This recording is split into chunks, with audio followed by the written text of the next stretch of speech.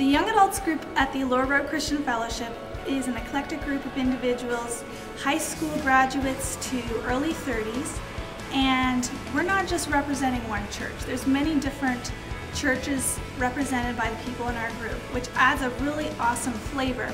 So our young adults group meets every Sunday night, and we meet sometimes in people's homes to hear them share their stories. We meet for Bible studies, and we also meet with teaching by our youth pastor, Murph Bauman. After elementary school, I went to a Mennonite high school, and it was in high school that I started attending church.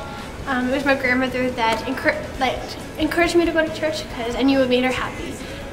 But it was through that and through some difficult times in high school that I realized that God is the only one that's really going to be able to help me.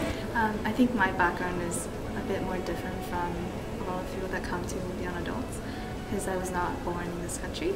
So being raised in another country, I was brought up in the atheistic view, not atheistic view, but I was taught that there's no such thing as God, and ghosts and spirits and such things don't exist, and if you think otherwise, then there's something wrong with you. You should go into a hospital and get your things checked out. Yeah. The moment in time is something that was very, I guess you can say, extraordinary that happened. It was a prayer that I prayed when I was the age of 12, and it was answered. And I thought, you know what, because the prayer was answered and usually it wouldn't have happened, and it must have been God. That was my first step into faith. And then from going to a conference where I really heard God's voice speaking to me, and that's where I realized, you know what, this is something real and I'm going to follow Him with all my heart. I was born into a Mormon church. My dad was my biological father was Mormon. When we moved to Hamilton, Ontario, we started going to a Mormon church, and for certain religious reasons, my mom decided to leave.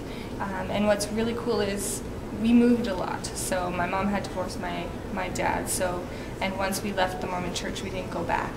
And we moved quite frequently. And every single time that we moved, I met a new Christian friend. So how that happened, I have no clue. Actually, I know, probably good. So eventually I ended up going to this one conference, and they were playing a movie, and on the screen they had sort of videos of Passion of the Christ. The Passion of the Christ was next. Similar things. And they were playing the song. I never knew how much it cost to lay my sin upon the cross.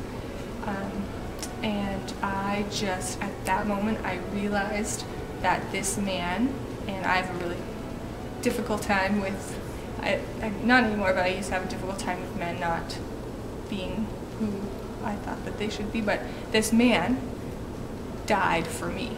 And I just was like processing that, and that he did that extreme, he went through all that torture and all of that, like just so that I could live. And I just thought that that was phenomenal. I can't even put it into words, like it was indescribable. Just getting discipled and learning how to reach out to other people and learning about God.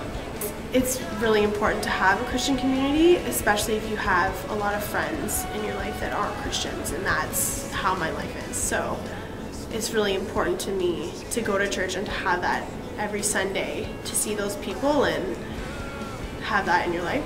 Growing up and noticing my own need for God and wanting to make my own walk, I found that this church was very challenging to me once I decided to listen to God and listen to what is being said, and I like that a lot. And I was able to get to know the people in the church, develop really good friendship with them, and I was also able to serve. I go there because I enjoy the pastor.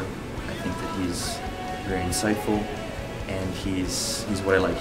He's practical, and he addresses facts that are needed to be addressed within our church, as well as what's going on in the world today. Really, the Christian walk is meant to be done not in solo, but in tandem with other people, like a family, like a team. So that's what I like best about my church.